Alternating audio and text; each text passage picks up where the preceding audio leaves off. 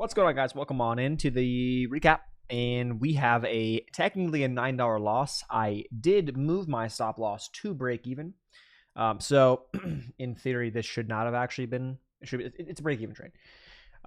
Sometimes, like with the slippage or spreads or whatever, where they execute my order, it's a few dollars off, but not a big deal. This is on a $25,000 account, making it even more like minuscule in terms of that account.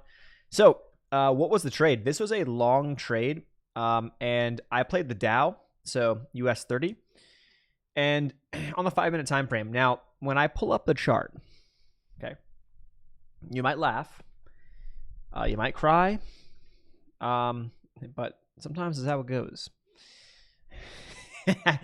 Here it is.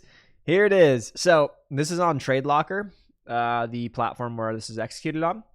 So pretty much playing the consolidation break right here, getting in, getting a nice push, coming legitimately a couple of ticks shy of my target, and then reversing back down. Now, this could have been a loss, which it was not. It was a break-even trade because I moved once I had achieved more than halfway to my target up in here. What I did, I don't know what that was. I moved my stop loss to break even, hence the $9 loss. Call it a break even.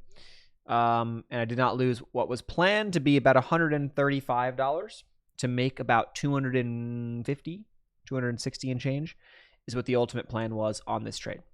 3 lots or 0.3. I don't know what the number was. Yeah, 0.03.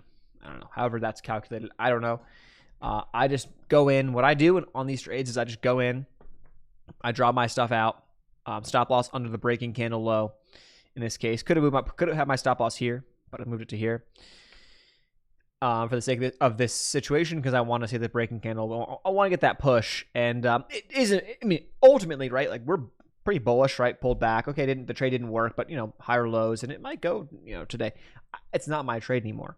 Is the point? But that's really all it is. Sometimes you get super close, and it doesn't work. Oh well, why don't you scale out? You could. You could. I don't. It's how I do things. I mean, it's worth testing in the future, yes, but I have 16 months of data on me not scaling out and me just getting my target and moving on like 99% of the trades, or maybe like 98% of the trades. And I threw in some. Don't get me wrong, but my version of it's not my way to protect the non-scaling out is moving the stop loss to break even, because I could have just left the trade, like literally set and forget, and I could have come back and gone, oh shit, we got so close to our target and then we lost, and that would be kind of a shame. Like it'd be kind of a shame to be to be right on the momentum initially. Just wasn't enough momentum to get to your target and then lose the original amount you were planning to lose. In my view, that's how my brain works. Maybe for some, you could do it. You could legitimately do it either way. It doesn't matter. Just build a system around that and then track the results and then adjust accordingly. That's all it is.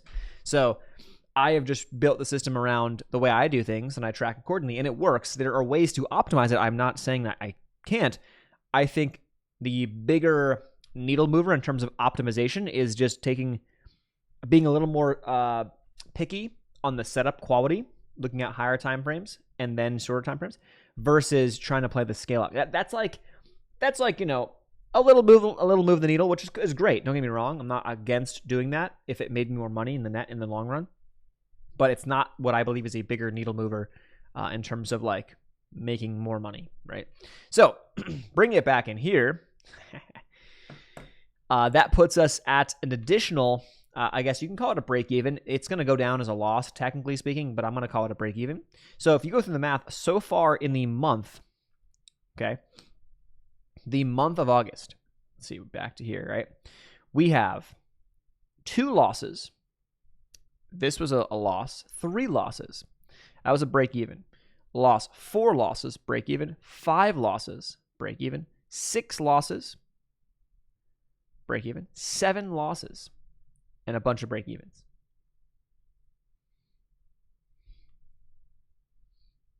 That's so far what we got for the month. Other than that, not much else to talk about. I mean, there's a swing trade setup I like coming up here soon. We'll see if we get it. And then we'll recap that if we get it. But yeah, it's how it goes sometimes. There's nothing you can do. You know, I'm actually very happy with the execution because, you know, again, same thing. Like, yeah, it would have if I had maybe had my target a little bit lower, I could have made. Oh yeah, you know, yeah, you could. It could have been. But in the case of this, I executed how I want to execute. I moved my stop to break even, and it was if I didn't take the trade. And it didn't take me that long to do this. So it wasn't like I wasted 17 hours of my day, you know, and then I got nothing out of it, you know. It was, you know, which even that, again, you get the experience of the trade. So I'll link up TradeZilla below like always, and I'll see you in the next recap. Peace.